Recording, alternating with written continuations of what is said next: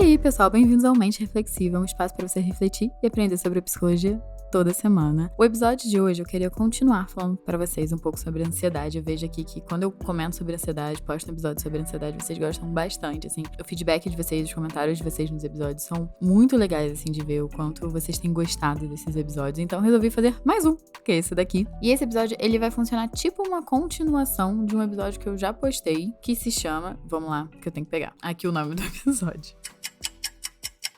Que foi o episódio 28 aqui do Mente Reflexiva, que se chama Ansiedade no Corpo, porque esses sintomas acontecem. Lá eu falo muito bonitinho o que é a ansiedade, o que é cada sintoma. Então, você não vai precisar ouvir esse episódio para ouvir esse, porque eu quero fazer episódios um pouco independentes. Mas aqui eu quero tratar muito mais de crise de ansiedade, em específico de ataque do pânico. Então, se você quiser aprender só sobre ansiedade, você volta lá rapidinho no episódio 28, eu vou deixar até aqui na descrição esse episódio. E aí você pode voltar aqui e ouvir, mas se você quiser aprender só sobre ataque do pânico, fica aqui que eu vou te ensinar sobre. E eu sempre gosto de começar os episódios falando de onde eu peguei minha referência dentro da psicologia, e o livro que eu tô usando como referência para fazer esse episódio de ansiedade, tanto o outro quanto esse, é o Manual Clínico dos Transtornos Psicológicos, do David Barlow. O Barlow, ele é uma referência em questões de estudos, principalmente em relação à ansiedade. Vocês podem dar uma olhada nos artigos que ele tem, nos livros que ele tem, que ele é um pesquisador realmente renomado. Eu tô usando a segunda edição desse livro. Eu acho que tem até uma atualização em cima dessa segunda edição. E se vocês quiserem dar uma olhada no livro, eu vou também deixar aqui no link da descrição que eu tenho uma página na Amazon que tem todos os livros que eu já indiquei aqui no Mente Reflexiva para vocês darem uma olhada. Vocês clicam lá e com certeza esse livro vai estar lá. E eu sempre coloco o livro e o episódio, né, que eu citei o livro embaixo. Então vai estar lá tudo bonitinho, organizadinho para vocês. Então, gente, sem mais delongas, vamos começar aqui a falar sobre ataque do pânico, em específico.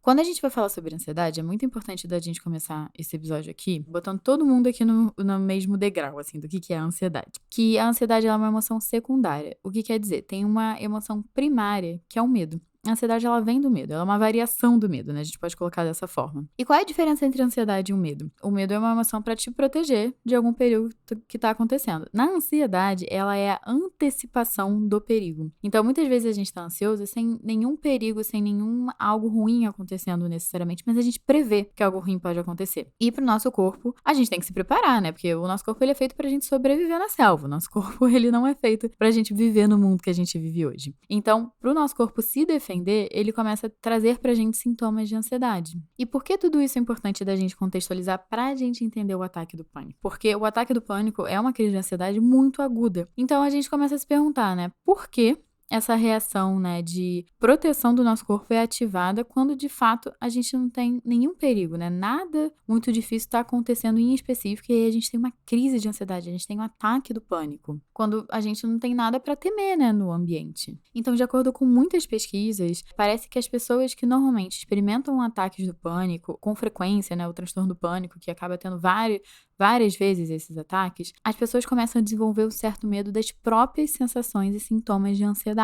Porque, mal bem, são sintomas muito desconfortáveis, gente, da gente sentir quando a gente tá sentindo ansiedade. A gente pode sentir falta de ar, a gente pode sentir tontura, a gente pode começar a suar frio, sabe? A gente pode ter uma sensação de falta de ar. E eu tô falando de sensação de falta de ar porque a gente não fica com falta de ar, tá? É só a sensação. Na verdade, a gente tá com excesso de ar dentro do corpo. E aí a gente precisa colocar esse ar pra fora. E aí, por isso que muitas vezes é sugerido exercícios de respiração. Apesar de muita gente falar que é difícil, e é difícil mesmo quando a gente tá tendo um ataque do pânico, fazer esses exercícios de respiração, eles são importantes pra acalmar o nosso organismo. Então, vários desses sintomas de ansiedade que a gente começa a ter, a gente começa a ficar com medo deles, até com medo que eles possam matar a gente, né? Do tipo, meu coração tá mais acelerado, sei lá que eu posso ter um ataque cardíaco, né? E começa a se ter esses medos. E quando o cérebro entende que você tá começando a se sentir ansioso, o que o cérebro pensa, né? Então, se estamos sentindo sintomas de ansiedade, se o corpo tá me mostrando que tem sintomas de ansiedade, algum perigo tem. Então, eu vou catar esse perigo. Só que quando o cérebro não consegue, né, rastrear um ambiente, encontrar nenhum perigo óbvio,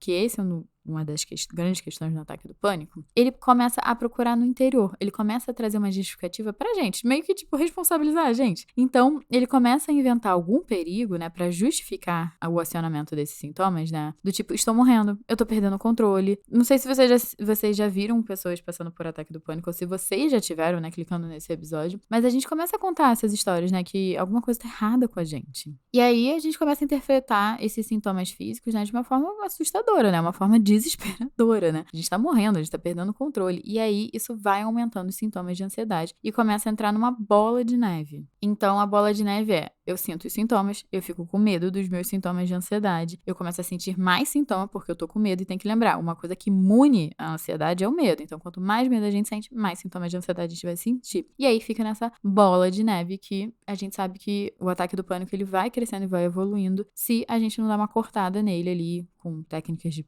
respiração e tudo mais, se não começa a racionalizar ali em cima. Só que tem situações, né, que esses sintomas de ansiedade, eles surgem sem você estar com medo ou sem você estar preocupado, né? E aí fica uma grande pergunta, né? Por que as pessoas experimentam os sintomas físicos de ansiedade quando não estão com medo? Estão, teoricamente, no momento normal, entre muitas aspas, né, gente? Porque eu, como psicóloga, eu sempre digo que nada é do nada. Então, mas aí os sintomas e o porquê, de onde vem, a gente descobre mais em terapia. Mas existem outras formas também que eu queria trazer para vocês que os sintomas de ansiedade podem ser produzidos no corpo que não só através do medo. Um exemplo é o estresse. O estresse também produz sintomas muito parecidos com os de ansiedade. E isso resulta numa produção aumentada de adrenalina e outras substâncias ali no corpo que, de tempos em tempos, eles vão produzir tudo isso que eu falei. Coração mais acelerado, uma respiração que você se sente mais ofegante, talvez suor frio, talvez dor de cabeça, talvez tontura. O estresse, ele também é capaz de produzir esse tipo de sintoma. E quando a gente aumenta a produção de adrenalina no nosso corpo, essa adrenalina ela vai ser mantida quimicamente no nosso corpo por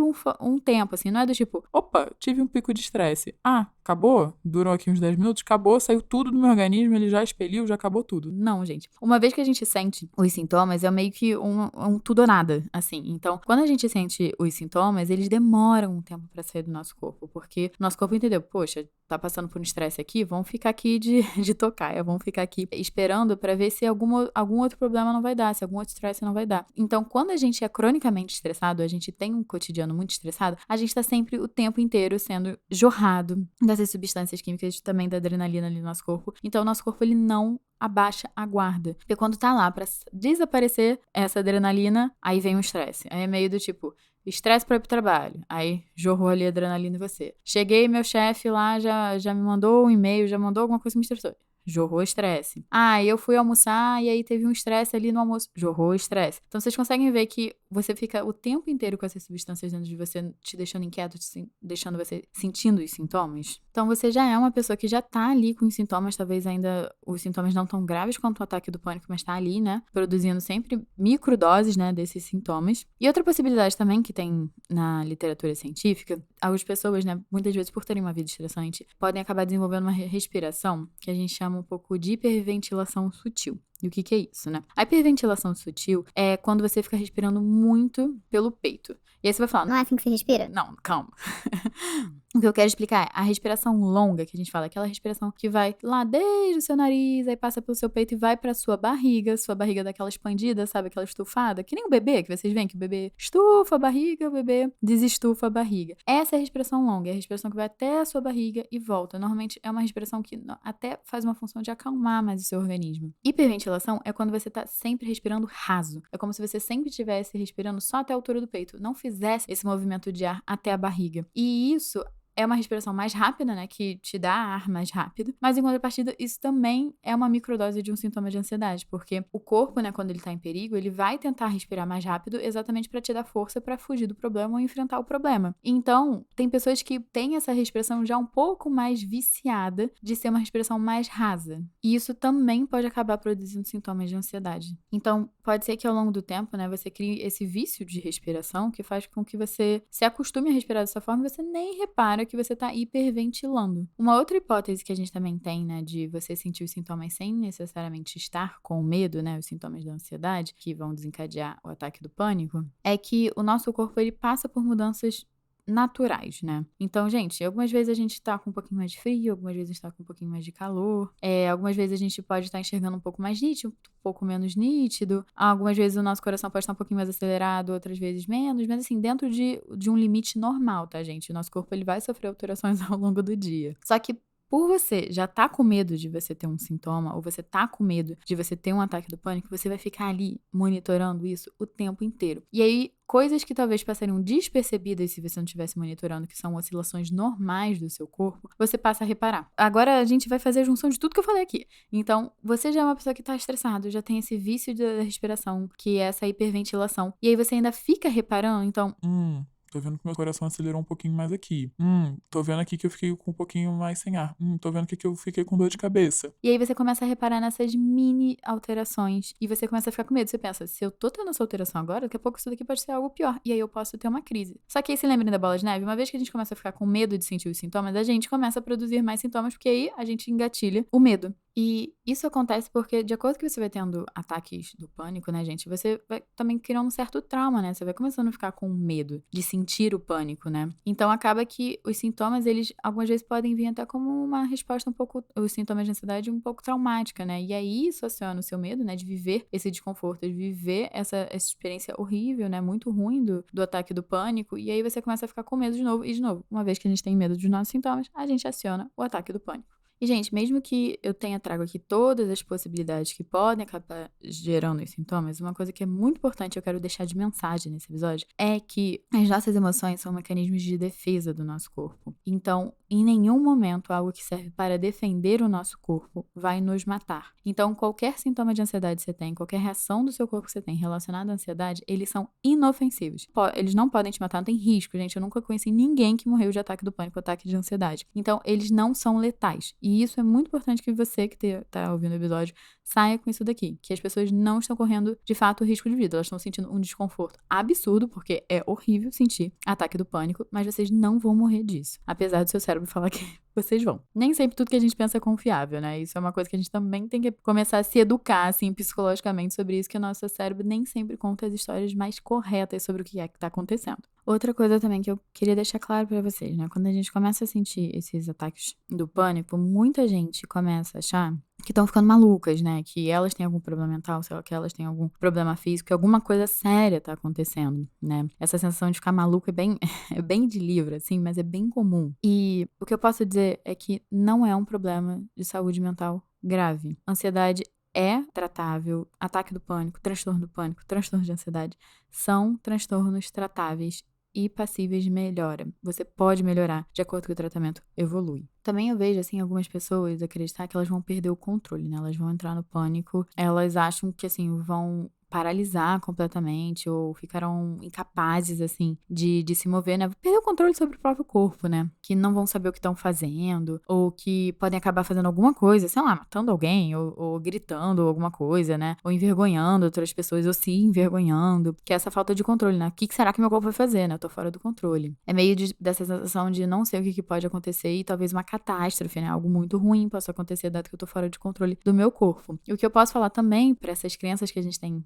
em relação ao ataque do pânico, né, quem tá sentindo, é que a ansiedade, de novo, ela tá ali pra te proteger. O objetivo, na verdade, da ansiedade é te fazer se afastar de uma ameaça, né, do que pode te fazer mal. Então, se algo ali no ambiente, né, não tá te fazendo mal e tudo mais, não corre nenhuma ameaça. Tanto você quanto outras pessoas ou terceiros, ou enfim, não tá correndo nenhuma ameaça. Porque toda a reação do nosso corpo é exatamente pra você fugir, pra você se afastar. A não ser se alguém vem ali e você se sinta ameaçador, aí talvez o mecanismo de defesa pode ser o ataque, mas no geral é o afastamento. E assim, gente, não, até onde se sabe na literatura científica e nos artigos científicos, nunca houve, assim, um caso registrado de alguém que tenha se descontrolado a esse ponto que eu tô descrevendo pra vocês durante um ataque do pânico. Outro medo muito comum, assim, de normalmente quem tem ataque do pânico, é que você possa morrer disso, até porque a gente falou que isso é uma das hipóteses que o nosso cérebro cria ali pra justificar esses sintomas estarem aparecendo. Muitas vezes confundem até com sintomas, assim, de ataque cardíaco, né? Porque, mal bem, no ataque cardíaco tem falta de ar, tem dores no peito, algumas palpitações, algumas vezes a pessoa pode desmaiar, que também tá incluso no pacote de sintomas de ansiedade. Mas como é que a gente faz essa diferença entre ataque cardíaco e ataque do pânico, né? Uma crise de ansiedade. Então, os sintomas de ataque cardíaco, eles normalmente estão relacionados ao esforço, né? O coração tá ali se esforçando. Então, quanto mais esforço você faz, você se exercita, piores os sintomas ficam. E quanto menos você se esforçar, melhora os sintomas. Os sintomas, eles vão desaparecer, né, realmente, assim, meio rápido, se você ficar em repouso e em descanso. Isso é muito diferente dos sintomas relacionados ao ataque do pânico, que eles ocorrem num estado normalmente de repouso, você não fez nenhum esforço, e eles parecem meio que ter vida própria. Os ataques do pânico, eles podem ocorrer enquanto, sim, de fato, você está fazendo exercício físico, e pode, inclusive, piorar com o exercício, mas eles são diferentes do ataque cardíaco porque os sintomas do ataque do pânico também podem se produzir em repouso. E assim, para tirar a dúvida total, assim, carimbada, é importante notar que, tipo, quando a gente tem um ataque cardíaco, isso vai produzir mudanças elétricas no nosso coração, que elas vão ser detectadas pelo eletrocardiograma, que é o EGC. Não sei se vocês já ouviram falar dessa avaliação, mas quando, por exemplo, você tem um ataque ou do pânico ou um ataque cardíaco, né? Você tá ali na dúvida, você vai no hospital, eles fazem essa análise e normalmente dá nenhuma alteração no seu coração. E aí, quando não dá nenhuma alteração no seu coração, o máximo que pode ter dado é um aumento de frequência cardíaca, mas não tem uma mudança elétrica ali no seu coração, é ataque do pânico, é crise de ansiedade. E muitas pessoas até ficam meio confusas, né? Porque as pessoas têm certeza que elas estão tendo um ataque, têm certeza que elas vão morrer e quando elas chegam no hospital não tem nenhuma alteração no exame. E isso, pra mim, é o maior indicativo de todos de que você está tendo, na verdade, uma crise de ansiedade e não um ataque cardíaco. Então, uma coisa que eu queria deixar pra vocês, essa diferença entre ataque cardíaco e ataque do pânico, é que os sintomas do ataque do pânico, eles podem acontecer a qualquer momento, seja você em repouso ou você ali fazendo algum tipo de esforço. E você também, de acordo com que você fica em repouso, não necessariamente você vai diminuir os sintomas que isso aconteceria num ataque cardíaco. Então, pessoal, esse foi o episódio aqui de hoje para eu explicar um pouquinho de como funciona um ataque do pânico. Espero que vocês tenham gostado. E agora a gente vai pro nosso quadro final aqui do podcast, que se chama o Momento Offline, que é um espaço aqui no episódio que eu tiro para compartilhar com vocês alguma coisa que eu fiz longe do celular pra gente viver mais fora das telas, da internet. E o que eu queria compartilhar com vocês que eu fiz atualmente é que eu saí pra comer no restaurante, volta e meia. Eu e meu namorado, a gente, vamos lá, vamos experimentar alguma coisa nova, vamos experimentar um restaurante. A gente tenta pelo menos fazer isso uma vez por mês, né, pra conhecer coisa nova. E aí a gente foi no restaurante e a gente chegou lá e o garçom chegou, atendeu a gente e falou: olha, tá tendo uma promoção de ostras hoje. A gente tá com desconto e tudo mais, vocês querem? Eu olhei pro meu namorado, ele olhou pra mim. E aí a gente falou: vamos experimentar, né? A ideia já era comer coisa diferente, né? Então a gente foi lá comer uma coisa diferente. E, gente, eu não tenho recordações que eu comi ostra. Pode ser que eu tenha comido, pode ser que eu não tenha, mas assim, não tenho recordações de ter uma opinião sobre ostras. E nem de lembrar do gosto. Então, eu experimentei. Ah, não era aquela, eu acho que era uma ostra mais cozida, eu não sei. Se vocês souberem me explicar as diferenças de ostras aqui nos comentários, eu vou gostar, assim, de saber, que eu sei que tem uma que ela é um pouquinho mais cozinhada e eu acho que é essa que eu comi. E eu gostei muito, gente. Fiquei muito surpresa, eu gostei de ter experimentado uma coisa nova. É algo que eu vou comer sempre? Não, mas é algo que eu gostei de ter experimentado e saber que eu gosto.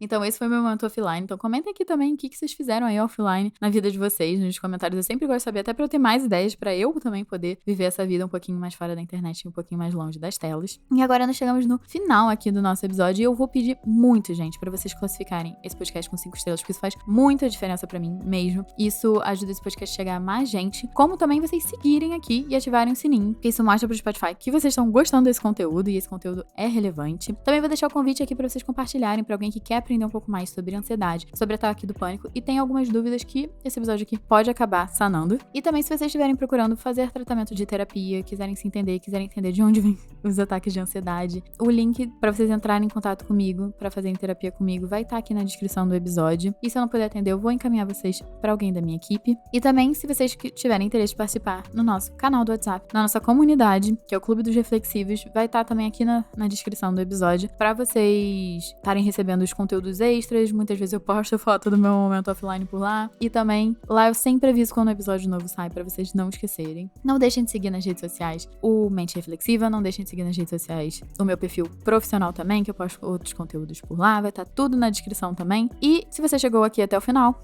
eu vou pedir pra você comentar um emoji. Se você aprendeu alguma coisa, se você acha que esse conteúdo aqui é relevante, se você gosta do Mente Reflexiva, eu vou pedir pra você comentar uma onda do mar, em homenagem ao meu momento offline que eu comi as ostras. Então, comenta uma onda do mar, um emoji de uma onda do mar. Eu acho que vai combinar bem, tá bem, gente? Então, um beijo e até o próximo episódio.